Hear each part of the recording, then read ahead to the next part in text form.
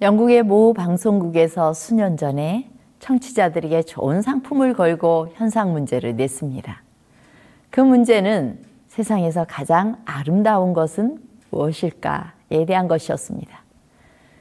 아침에 풀잎에 맺힌 이슬, 장미 한 송이, 호숫가에 핀 수선화, 오래된 바위에 낀 이끼, 잘 닦여진 유리구슬, 안개 낀 템즈강 등등. 심사위원들의 숙고 뒤에 1등으로 당선된 응답은 우리 엄마의 눈이었다고 합니다. 어머니와 단둘이 사는 청년이 있었습니다. 그런데 어느 날 청년은 외출해서 돌아오다가 뜻하지 않게 교통사고를 당하고 말았습니다. 소식을 듣고 몹시 놀란 어머니가 가슴 졸이며 병원에 달려갔지만 불행히도 그 청년은 두 눈을 실명하고 말았습니다. 멀쩡하던 두 눈을 순식간에 잃어버린 청년은 깊은 절망에 빠져서 자신에게 닥친 현실을 받아들이려고 하지 않았습니다. 그는 어느 누구와도 말 한마디 하지 않았고 마음의 문을 철저히 닫은 채 우울하게 지냈습니다. 바로 곁에서 그 모습을 지켜보는 어머니의 가슴은 말할 수 없이 아파 견딜 수가 없었어요. 그렇게 지내던 어느 날 청년에게 기쁜 소식이 전해져 왔습니다.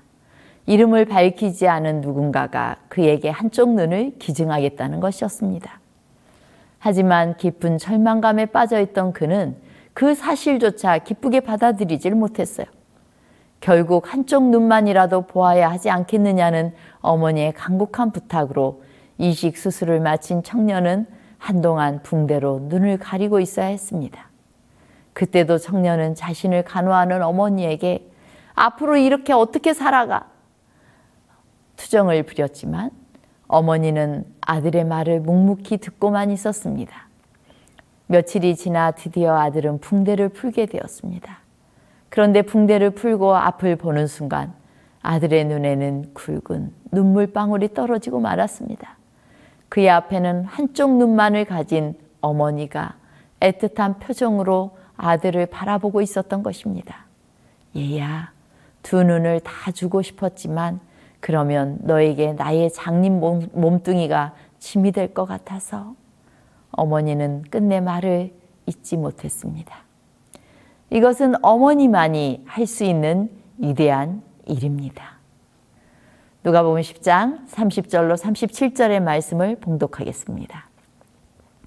예수께서 대답하여 가라사대 어떤 사람이 예루살렘에서 여리고로 내려가다가 강도를 만나매 강도들이 그 옷을 벗기고 때려 거반 죽은 것을 버리고 갔더라. 마침 한 제사장이 그 길로 내려가다가 그를 보고 피하여 지나가고 또 이와 같이 한 레위인도 그곳에 이르러 그를 보고 피하여 지나가되 어떤 사마리아인은 여행하는 중 거기 이르러 그를 보고 불쌍히 여겨 가까이 가서 기름과 포도주를 그 상처에 붓고 싸매고 자기 짐승에 태워 주막으로 데리고 가서 돌보아 주고 이튿날에 데나리온 2를 내어 주막 주인에게 주며 가로되 이 사람을 돌보아 주라. 부비가 더 들면 내가 돌아올 때에 갚으리라 하였으니 내 의견에는 이 세 사람 중에 누가 강도 만난 자의 이웃이 되겠느냐. 가로되 자비를 베푼 자니이다. 예수께서 이르시되 가서 너도 이와 같이 하라 하시니라. 이 시간은 주막집 여주인이라는 제목으로 말씀을 대언합니다. 어떤 사람이 예루살렘에서 여리고로 가고 있었습니다. 30절에 내려가다라고 표현하고 있는데요. 여리고는 해발 579m로서 해발 약 792m인 예루살렘보다 213m 낮았기에 내리막길을 묘사하는 내려가다라는 표현이 적절한 표현입니다. 예루살렘에서 여리고로 가는 간선도로는 황량하고 인적이 드문 유대 광야의 구릉지대를 따라 와디 켈트를 지나갑니다.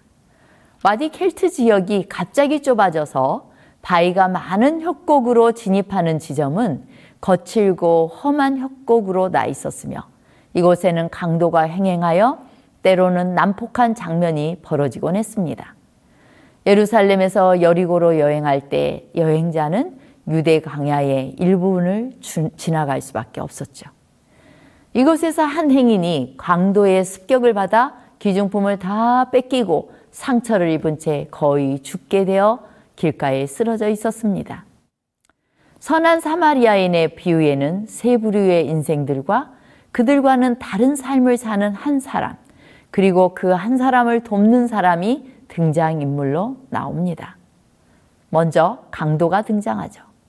이 비유에 있어서 강도는 사탄을 가리킵니다. 사단은 우리의 삶을 파괴하기 위해 에덴에 왔습니다. 인간이 하나님에게서 멀어지게 하고 생명을 해치고자 했습니다. 요한복음 10장 10절에는 도적이 오는 것은 도적질하고 죽이고 멸망시키려는 것뿐이요 라고 하면서 사단의 일을 기록하고 있죠. 두 번째로 강도당한 사람이 등장합니다. 그 강도당한 사람은 누구일까요? 시대의 소망 503페이지에 인류는 사단에게 속임을 당하고 상처를 입고 도둑맞고 파멸되어 멸망당하도록 버림을 받았다. 태초의 인간이 사단에게 강도당했죠. 그로 인해서 아담과 하와는 에덴에서 나오게 되었고 그 자손은 여전히 세상의 유대 광야에서 강도에게 인생을 도적질 당하며 살고 있습니다. 사단은 여전히 우리의 습관과 욕망과 환경과 간섭 속에 깊이 파고들어서 우리의 삶을 도적질하고 파멸시킵니다. 중독과 갈등과 각종 상처 등으로 우리는 고통하고 인생의 바닥을 치는 협곡을 만나게 됩니다. 세 번째 등장인물은 또 다른 강도들이에요. 그들은 제사장과 레위인들입니다. 누가복음 10장 31절 32절에 마침 한 제사장이 그 길로 내려가다가 그를 보고 피하여 지나가고 또 이와 같이 한 레위인도 그곳에 이르러 그를 보고 피하여 지나가되 라고 기록되어 있습니다. 강도 만난 자가 쓰러져 있는 길을 제사장과 레위인이 지나가고 있는 것입니다. 이들에 대해서 실물교훈에 이렇게 묘사합니다. 제사장과 레위 사람들은 하나님께서 친히 정하신 성전 예배에 참석했다가 돌아가는 길이었다. 제사장과 레위 사람은 길가에 봉변당한 사람을 돌봐준다면 저희의 유신이 떨어질 것이라고 생각했다. 그리하여 저희는 저희 동포들에게 축복을 나누는 하나님의 대리자로서 하나님께서 그들에게 주신 이 특별한 기회를 등한히 했다. 강도 만난 사람은 강도 때문에 죽어갔지만 실제로는 그를 모른 척하고 아프게 하는 사람들 때문에 마저 죽게 되는 것입니다. 사단은 사람을 이용해서 또다시 사람의 상처를 건드립니다. 제사장과 레위인들은 이런 측면에서 또 다른 형태의 강도들입니다. 상처를 돌아보지 않는 사람, 그래서 죽게 냅두는 사람은 또 하나의 강도인 것입니다. 강도 만난 사람은 부정한 사마리아인이나 이방인일 수도 있었고 이미 죽었을 수도 있었을 것입니다. 제사장이 직계가족 외에 시체를 만지는 것은 율법에 어긋나는 일이었습니다. 이런 수많은 핑곗거리들이 그들에게 있었어요. 많은 사람들은 몸을 사리는 우리들 때문에 죽어가고 있는지도 모를 일입니다. 하나님의 천사들은 땅에 있는 하나님의 가족이 고통당하는 것을 내려다보고 그들을 압박과 고통에서 건져내고자 사람들과 협력하기를 원합니다. 하나님은 섭리로서 이 제사장과 레위인을 강도 만난 사람에게 이렇게 인도하셨어요. 온 하늘은 그들의 마음이 인간의 고통을 동정할 것인지를 지켜보고 있었습니다. 그러나 그들은 강도 만난 사람이 아마도 사마리인일 거야 라고 생각하면서 모른 척하면서 돌아가 버렸어요. 그런데 한 사람의 등장으로 전혀 다른 국면이 전개됩니다. 한 사마리아 사람이 강도 만난 사람을 구한 것입니다. 누가복음 10장 33절로 35절입니다. 어떤 사마리아인은 여행하는 중 거기 이르러 그를 보고 불쌍히 여겨 가까이 가서 기름과 포도주를 그 상처에 붓고 싸매고 자기 짐승에 태워 주막으로 데리고 가서 돌보아주고 이튿날에 데나리온 2를 내어 주막 주인에게 주며 가로되 이 사람을 돌보아주라. 부비가 더 들면 내가 돌아올 때에 갚으리라. 어떤 사마리아인이 여행 도중에 강도 만난 사람을 보게 되었고 그는 자신에게 닥칠지도 모를 강도들의 습격을 무릅쓰고 불쌍한 희생자를 돕기로 결심했습니다. 그는 이 낯선 사람이 유대인이든 이방인이든 사마리아인이든 누구든 문제시하지 않았어요. 그는 주저함 없이 자신도 폭행당할 위험을 감수하면서 그저 고통 중에 있는 사람을 구하고자 했습니다. 옷을 벗어서 그를 덮어주고 또 기름과 포도주로 상처 입은 사람을 치료했습니다. 그 부상당한 사람을 부축해서 주막으로 데려가서 밤새도록 간호했습니다. 이 선한 사마리아인은 예수 그리스도를 나타냅니다. 실물교훈 381페이지에 있는 말씀입니다. 이 사마리아 사람은 그리스도를 대표한다. 우리의 구주께서는 인간의 사랑이 필적할 수 없는 크신 사랑을 우리에게 나타내셨다. 우리가 상처를 입고 죽게 되었을 때 그분은 우리를 불쌍히 여기셨다. 그분은 우리를 피해 지나가지 않으셨으며 우리로 속절없이 아무 소망도 없이 죽도록 버려두지 않으셨다. 그분은 온 하늘 천군의 존경을 받으시던 거룩하고 행복한 하늘집에 머물러 계시지 않으셨다. 그분은 우리의 상처를 보시고 이를 고치시려고 인류의 상징을 당신 자신의 일처럼 돌아보셨다. 주님께서 이 땅에 목적 있는 여행자로 오셨습니다. 35절에 내가 갚으리라. 이것의 헬라어는 내가를 특별히 강조하고 있어요. 상처 입은 여행자가 충분히 회복될 때까지는 여러 날이 걸릴 것이었고 선한 사마리아인은 낯선 사람을 위해 자신이 완전히 책임을 짊어지겠다는 의미로 내가라는 말을 하고 있는 것이었어요. 선한 사마리아인은 인류를 구원하기 위해 이 땅에 아들을 보내신 하나님의 사랑을 나타냈습니다. 하나님은 죄인을 살리고자 값을 지불하셨습니다. 사단에게 상처 입고 도둑맞아 죽게 된 인류의 절망적인 상태를 위해 예수님은 기꺼이 우리를 찾으시고 또 맡으셨습니다. 그는 우리의 상처를 치료하셨고 예수님께서는 그의 의의 두루마기로 우리를 덮으셨고 자신의 핏값으로 우리를 다시 살리셨습니다. 선한 사마리아인의 비유에서 주목해야 할 또 한 사람이 더 있습니다. 그는 바로 주막집 주인이에요. 저는 그 주막집 주인이 남자였을지 여자였을지 모르지만 어쨌든 주막집 주인은 한 역할을 감당하게 됩니다. 누가복음 10장 35절입니다. 이튿날에 데나리온 2를 내어 주막 주인에게 주며 가로되 이 사람을 돌보아주라. 이렇게 사마리아인이 맡기죠. 부탁을 하죠. 저는 여기에서 이 주막 주인에게 관심이 있어요. 이 주막집 주인은 누구를 묘사한 것일까요? 본래 주막집 원주인은 그리스도라고 생각을 합니다. 본래 이 지구의 주인, 온 우주의 주인은 그리스도이십니다. 주님은 모든 것의 주인이시며 우주를 다스리시는 왕이세요. 그런데 그가 본래 모든 것의 주인이셨던 그가 사마리아인으로 이 지구에 오셨어요.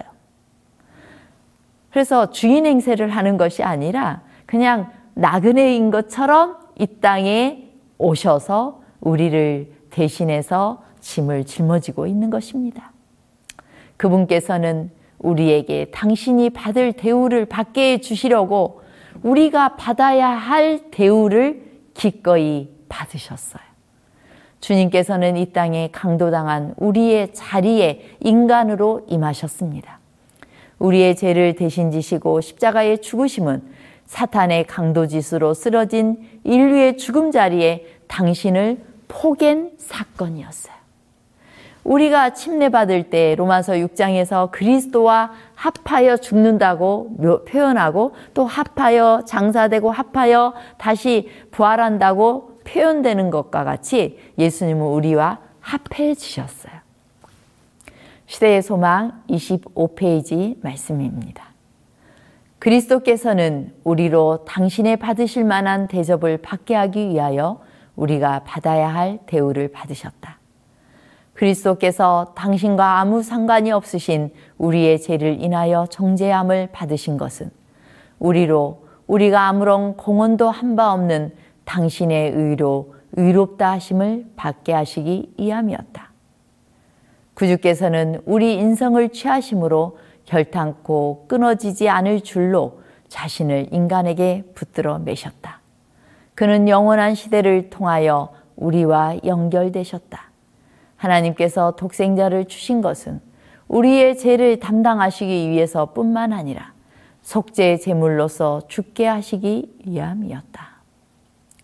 쓰러진 사람의 신분과 민족을 가리지 않은 사마리아인처럼 주님은 쓰러진 그의 몸을 우리에게 포개어 자신의 신분으로 끌어올리셨고 우리가 치료받을 수 있도록 돈을 지불하셨습니다. 그리스도 안에서 이 땅의 가족과 하늘의 가족이 연결되었습니다. 예수께서는 그의 영광을 버리시고 우리를 구원하시기 위하여 이 땅에 오셨습니다. 우리의 상처를 돌보고자 이 땅에 오셨습니다. 그분은 여행자로 이 땅에 오셨지만 실제로는 지구와 온 우주의 주인이셨던 크신 분이셨습니다. 이 주막집 주인의 사명은 우리들에게 부여되었습니다. 이미 읽은 대로 누가복음 10장 35절에 우리 이 주막집 주인에게 부비를 주면서 이 사람 잘 돌보라. 내가 돌아올 때 다시 갚아주겠다. 그렇게 예수님께서 말씀하셨죠. 사마리아인은 그 상처 입은 사람을 당신과 동일시합니다. 그는 돌보는 일이 주막집 주인에게 맡겨졌습니다. 그가 여행을 마치고 돌아올 때 추가 비용을 지불하겠다고 말할 정도로 여관 주인과 사마리아인은 이미 잘 알고 있었고 신뢰했던 것으로 보입니다. 아마도 그 사마리아인이 자주 여행하면서 이 주막에 머무는 사업가였는지도 모르겠습니다. 이 주막집 주인은 예수님께 사명을 받은 우리를 나타냅니다. 예수님은 당신을 따르는 자들에게 내가 너희를 사랑한 것 같이 너희도 서로 사랑하라고 명하십니다. 오히려 우리에게 부비를 주시면서 너희가 이 사람 잘 돌보라고 말씀하고 있는 거예요. 그렇다면 주막집 주인으로서 우리의 역할은 무엇일까요? 주막집 주인들의 역할은 이 사람을 돌보아 주라라는 명령을 따라서 사람을 돌보는 것입니다. 요한일서 2장 6절입니다. 저 안에 거한다 하는 자는 그의 행하시는 대로 자기도 행할지니라. 시대의 소망 504페이지입니다. 모든 악한 것들 중에 가장 큰 것이 죄이지만 죄인을 동정하고 도와주는 일이 우리의 할 일이다. 시대의 소망 504, 505페이지입니다.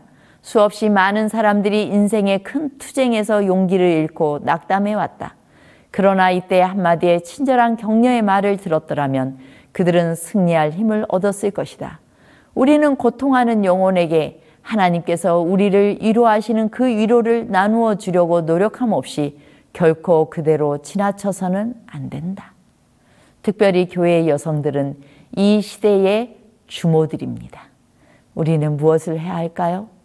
먼저 개인의 삶에서 개인적으로 선한 사마리아인이신 예수님의 마음을 알도록 노력해야 합니다. 그러기 위해서는 말씀과 기도를 통해 하나님과 교제해야 합니다. 이웃을 위해 기도하고 봉사하는 삶을 통해 그리스도의 긍휼과 사랑의 마음을 이해해야 합니다. 그러기 위해서는 말씀 생활, 기도 생활이 특히 중보기도 생활이 우리의 삶에서 실천되어야만 될 것입니다. 두 번째로 교회에서 해야 할 일은 여성들이 교회에서 해야 될 정말 중요한 일은 또 무엇이 있을까요? 상처받은 이들을 따뜻하게 안아주는 일입니다. 사람들의 흠을 찾기보다는 강점을 찾아주고 사람들에게 활짝 웃어주면서 손을 잡아주시기 바랍니다. 또 인간관계에 사랑의 메신저 역할도 해주시기 바랍니다. 상대방에 대한 좋지 않은 말은 무덤이 되어주시고 좋은 말은 잘 전해주시기 바랍니다. 야, 김 집사님이 당신을 자꾸 칭찬하고 챙기더라. 이런 말을 꼭 전해주시기 바랍니다. 또한 맡겨진 일을 책임감 있게 적극적으로 수행하시기 바랍니다. 빌립보서 4장 13절의 말씀을 믿으십시오. 하나님 앞에서 저 못해요 이렇게 건방지게 말하지 마시기 바랍니다. 하나님이 할 수 있다고 여러분에게 맡기셨는데 하나님의 판단이 틀렸어요 라고 말하는 거예요. 저는 못해요. 능력 주시는 자 안에서 모든 것을 할 수 있습니다. 우리는 때로 이렇게 말해요. 전 능력이 안 돼서요. 저 때문에 누군가가 실망하면 어떡해요? 그러니까 저 안 되겠어요. 저를 모르셔서 그렇죠. 저 실은 전혀 준비가 안 되어 있어요. 이런 류의 염려는 우리가 할 게 아닙니다. 그것은 하나님 편에서 하실 일이에요. 고린도후서 8장 12절에 할 마음만 있으면 있는 대로 받으실 터이요 없는 것을 받지 아니하시리라 라고 하나님께서 말씀하십니다. 실물교훈 328페이지에 그리스도의 제자가 될 때 우리는 우리의 모든 소유와 우리 자신을 아울러 그분에게 바치는 것이다. 그분은 우리가 바친 것을 순결하게 하시고 고상하게 하셔서 그것으로 동료 인간들을 축복하고 그분의 이름을 영화롭게 하는 데 쓰도록 우리에게 다시 돌려주신다. 하나님께서 순결하게 하시고 고상하게 하시는 것입니다. 우리가 단지 하나님께 우리 자신과 자신이 가진 모든 걸 다 드린다면 하나님께서 하나님의 뜻에 맞게 빚으시고 만드셔서 다른 사람들에게 복이 되게 만들어주시고 하나님께도 영광이 되게 그렇게 인도해 주실 것입니다. 미국에서 한 쌍둥이가 태어났습니다.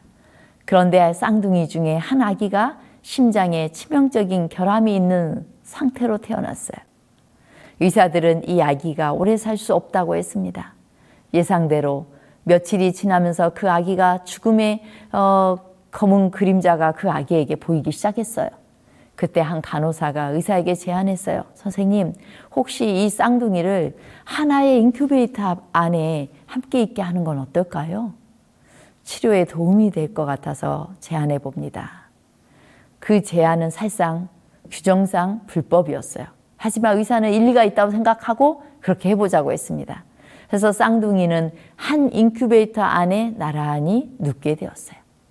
얼마 지나자 건강한 아기가 자기의 팔을 쓱 뻗어서 아픈 동생을 감싸 안았어요. 그리고 기적이 일어났습니다. 심장에 치명적인 결함이 있던 그 아기의 심장이 조금씩 안정을 찾기 시작한 것입니다. 체온도 정상으로 돌아오기 시작했고 혈압도 회복되었습니다. 그 아름다운 현장의 모습은 신문 기자들에 의해 세상에 알려지게 되었습니다. 여러분들이시여, 특별히 따뜻하게 안아줄 수 있는 여성들이시여, 우리 동료들을 안아주시기 바랍니다. 따뜻한 마음으로 그들을 포옹해 준다면 우리 선한 사마리아인이었던 예수님께서 우리에게 맡기신 그 사명대로 사람들을 따뜻하게 잘 돌보아 준다면 그들의 심장은 다시 뛰게 될 것이고 그들은 생명을 얻게 될 것입니다. 우리 모두 예수님께서 맡기신 주막집 여주인으로서 또 주막집 주인으로서 그 사명을 온전히 감당하는 여러분 되시기를 간절히 바라면서 말씀 마치겠습니다.